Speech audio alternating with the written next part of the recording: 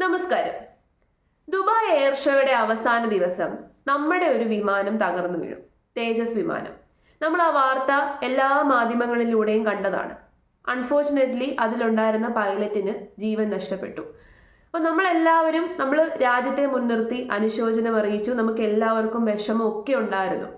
അപ്പോൾ ഈ ഒരു സമയത്ത് ഈ ഒരു വാർത്ത ആദ്യമായിട്ട് പുറത്തു വന്നപ്പോൾ തൊട്ട് വളരെയധികം സ്പെക്കുലേഷൻസ് ഓൺലൈനിൽ ഇറങ്ങാൻ തുടങ്ങി. അപ്പോൾ ഈ ഒരു വിഷയം വളരെ സീരിയസ് ആയിട്ടുള്ളൊരു വിഷയമായതുകൊണ്ടാണ് ഞാൻ ഇപ്പോൾ സംസാരിക്കുന്നത്. കുറച്ച് ദിവസം മുമ്പ് നടന്നതാണെങ്കിലും ഇപ്പോഴും അതിന് പ്രാധാന്യമുണ്ട് എന്ന് തോന്നി. അപ്പോൾ ഈ സ്പെക്കുലേഷൻസ് ഒക്കെ അടിച്ചിറക്കിയത് കീബോർഡ് വാരിയേഴ്സ് ആണ്. നമുക്കറിയാമല്ലോ കീബോർഡ് വാരിയേഴ്സ് ആരാണെന്ന്. എന്തൊരു വിഷയം ഉണ്ടെങ്കിലും അപ്പം തന്നെ നേരെ കമൻറ്റ് സെക്ഷനിലേക്ക് പോകും, കമൻറ്റുകൾ ഇടും. മൊത്തം സ്പെക്കുലേഷൻസ് ആണ്, ഒന്നും അറിയത്തില്ല. അപ്പോൾ ഇത് രാജ്യത്തിൻ്റെ സുരക്ഷയെ ബാധിക്കുന്ന നമ്മുടെ ഡിഫൻസിനെ അഫക്റ്റ് ചെയ്യുന്ന ഒരു വിഷയമായിരുന്നു. കാരണം നമ്മുടെ ഫൈറ്റർ വിമാനമാണ് അവിടെ തകർന്നു വീണത്. അപ്പോൾ അത്തരം ഒരു വിഷയത്തിൽ വെറും സ്പെക്കുലേഷൻസ് ഓൺലൈനിൽ അടിച്ചിറക്കുക എന്ന് പറയുന്നത് ശരിയായിട്ടുള്ളൊരു കാര്യമാണോ? ഒരിക്കലും അല്ല. അപ്പോൾ നാഷണൽ സെക്യൂരിറ്റി അഫക്റ്റ് ചെയ്യുന്ന ഒരു വിഷയത്തിൽ നമുക്ക് പൂർണ്ണമായിട്ടും അറിവുണ്ടെങ്കിൽ മാത്രമേ സംസാരിക്കാൻ വേണ്ടിയിട്ട് പാടുള്ളൂ. ഇനി അറിവുള്ള വിഷയമാണെന്നുണ്ടെങ്കിൽ പോലും നമ്മൾ ഓൺലൈനിൽ ഇത്തരം വിഷയങ്ങൾ വെറുതെ അനുമാനങ്ങൾ മാത്രം അടിച്ചിറക്കുകയാണെന്നുണ്ടെങ്കിൽ നമ്മുടെ രാജ്യത്തെ അപമാനിക്കുന്നതിന് തുല്യമാണ്. ആ ഒരു വിമാനത്തിന്റെ വാർത്ത കേട്ട ആ ഒരു സെക്കൻഡ് മുതൽ ഒരുപാട് ആൾക്കാർ പറയാൻ തുടങ്ങി, എന്തോ സംതിങ്, എന്തൊക്കെയോ ഒരു ഇത് മണക്കുന്നുണ്ട്, ആരൊക്കെയോ ഇതിന്റെ പുറകിലുണ്ട്, നമ്മുടെ പ്രധാനമന്ത്രി തന്നെ ആയിരിക്കും. അങ്ങനെ കുറേ സ്പെക്കുലേഷൻസ്, കുറേ സംശയങ്ങൾ. ഇനി മറിച്ച് ആ പൈലറ്റ് എന്തെങ്കിലും ചെയ്തതായിരിക്കും. അതൊന്നുമല്ല. നിങ്ങൾ മനസ്സിലാക്കേണ്ടത് വളരെ ചീപ്പായിട്ടുള്ള സാധനങ്ങളാണ് ആ ഒരു വിമാനത്തിൽ പണിഞ്ഞു വെച്ചേക്കുന്നത്. പിന്നെ വേറെ ചില ആൾക്കാർ മെക്കാനിക്കുകളായിട്ട് അങ്ങ് മാറുവാണ്. ആ വിമാനം എടുക്കുന്നതിന് മുമ്പ് അതിൻ്റെ ഓയിൽ ലീക്ക് ചെയ്യുന്നുണ്ടായിരുന്നു. അപ്പോൾ ഇങ്ങനെ കുറേ സംശയങ്ങൾ, അനാവശ്യമായിട്ടുള്ള സ്പെക്കുലേഷൻസ് അടിച്ചിറക്കുകയാണ്. എനിക്ക് തോന്നിയത് ഏറ്റവും കൂടുതൽ ഈ സ്പെക്കുലേഷൻസ് അടിച്ചിറക്കിയവരുടെ കൂട്ടത്തിൽ മലയാളികളായിരിക്കണം. കാരണം ബാക്കിയുള്ള ആൾക്കാരെക്കാട്ടിൽ നമുക്ക് കുറച്ചും കൂടി കൂടുതൽ അഹങ്കാരം കൂടുതലാണല്ലോ. അതുകൊണ്ട് തന്നെ മലയാളികൾ ഒരുപാട് ആൾക്കാർ ഇത്തരം സ്പെക്കുലേഷൻസ് അടിച്ചിറക്കി.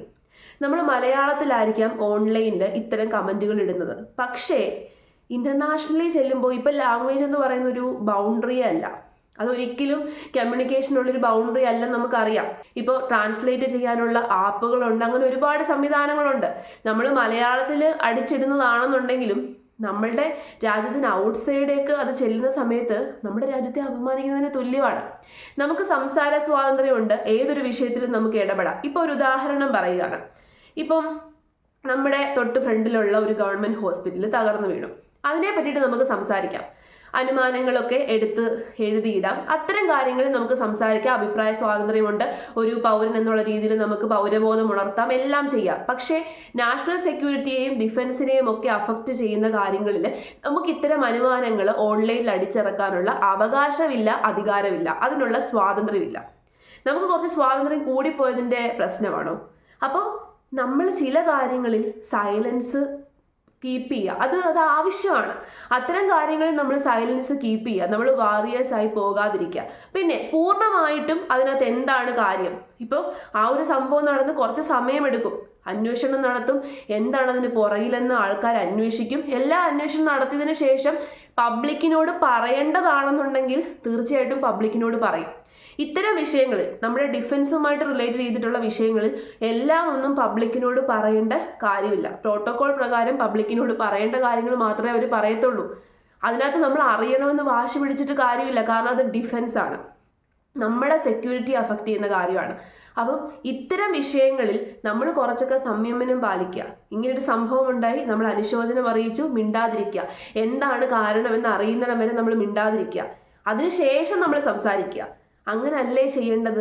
പൗരൻ, യഥാർത്ഥത്തിലുള്ള പൗരബോധമുള്ളൊരു പൗരൻ ചെയ്യേണ്ടത് അങ്ങനെയാണ്.